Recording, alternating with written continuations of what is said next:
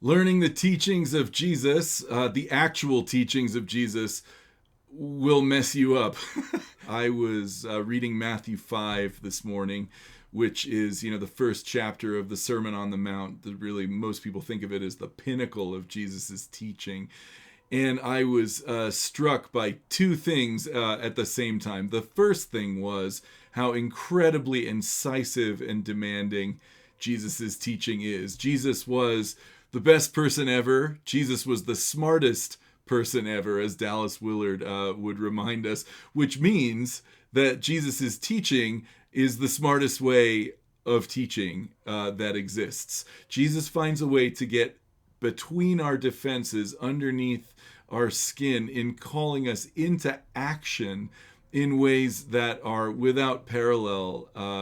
They reveal him to be the one who knows us better than we know ourselves. When Jesus says, you've heard it said, love your neighbor but hate your enemies, but I tell you, love your enemies. And he says that the wise people are the ones who don't just hear what he says and reflect on it, but actually put into practice the things that he says. He says those are the people who are building their house on a rock.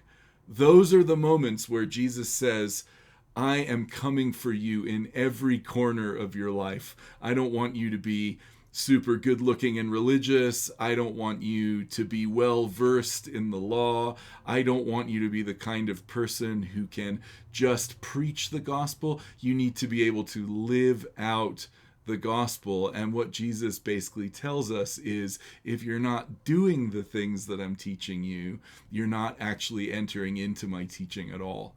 So to learn from Jesus, to learn Jesus's actual teaching, is to enter into a lifestyle, not just to enter into a logical dialogue or an ethical conversation or the kind of thing that, sometimes people do late at night after having had a couple of scotches, or maybe in the editorial column of the newspaper.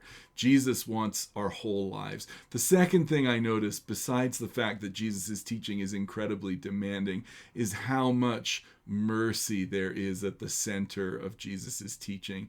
For Jesus, I think, the attempt to follow him is actually the victory that he's inviting us into. He does say be perfect, but when he says be perfect, what he's inviting us into is a process of being perfected by the living God, the triune God, who says, come and share in my life by learning the teachings of Jesus' teachings, which are known through practice. Jesus is infinitely demanding and infinitely merciful.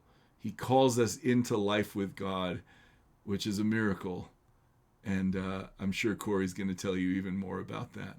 Thanks so much for listening. God bless you guys.